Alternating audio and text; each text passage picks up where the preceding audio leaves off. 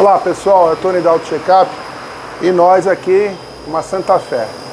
Esse carro veio, já é de um cliente da gente, já conhece o nosso serviço. Ele tinha outra Santa Fé e ele trouxe, nós fizemos um pré-diagnóstico onde o carro apresentava bastante barulho, né?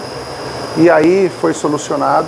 Porém, por isso que eu falo, o mecânico tem que andar com o cliente para identificar o barulho que ele estava reclamando. Só que tem um agravante. Todas as vezes que ele veio aqui, que eu andei com ele, o barulho principal, que era um rangido, não se apresentava. Porém, apresentou outros barulhos. As bandejas estavam estragadas, nós trocamos as bandejas, podem ver que é nova.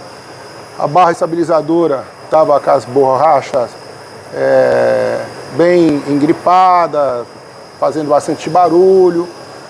O coxinho dos motores estavam arriados, que eu mostrei para ele. O carro ficou assim, em excelência.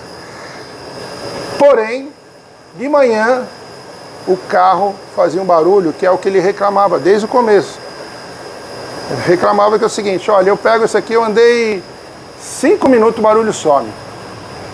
E depois o carro fica todo bom. Mas de manhã ele faz um barulho que me incomoda. Então o carro teve que, depois que eu entreguei o carro, andamos junto, não fez barulho.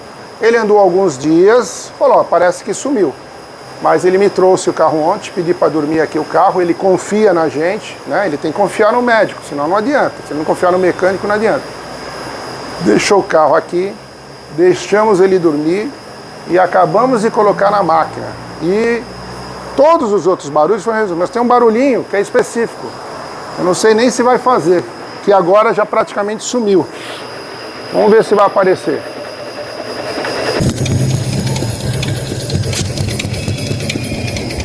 Agora estava fazendo até mais, fazia um...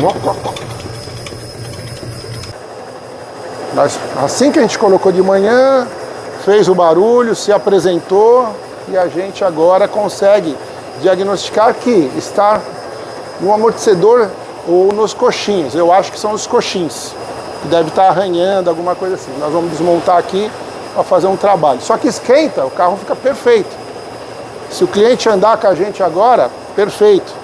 Só de manhã com o carro frio. Então a gente está aqui, agora nós vamos para o próximo passo e vamos resolver isso aí, tá bom? Eu só estou querendo mostrar quanto é difícil para os mecânicos, parceiros de profissão como o meu, que são dedicados a descobrir o defeito. Então, meus clientes têm que confiar no mecânico, senão não dá certo. Um abraço para vocês.